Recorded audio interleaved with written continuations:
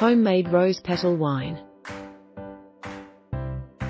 Give me a bouquet of organic flowers and don't be surprised if you catch me munching on some of them. Especially roses. I love roses.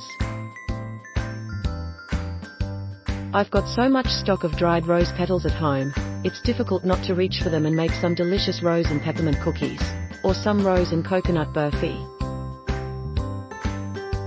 But rose wine is one of my favorites. Homemade rose petal wine is a heady wine drink with the aroma of roses. After quite a bit of experimentation with different recipes, I made this earthy wine using dried rose petals. What do you need to make Abby's rose petal wine? Dried rose petals, black currants, sugar, dry yeast, lemons, water. Start by proofing the yeast, unless you're using active dried yeast. That one needs no proofing. Add the sugar, rose petals, chopped lemons, and black currant to a ceramic jar.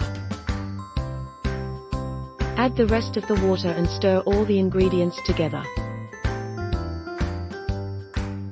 Lastly, add the yeast, give it a stir and cover loosely with a lid and leave overnight.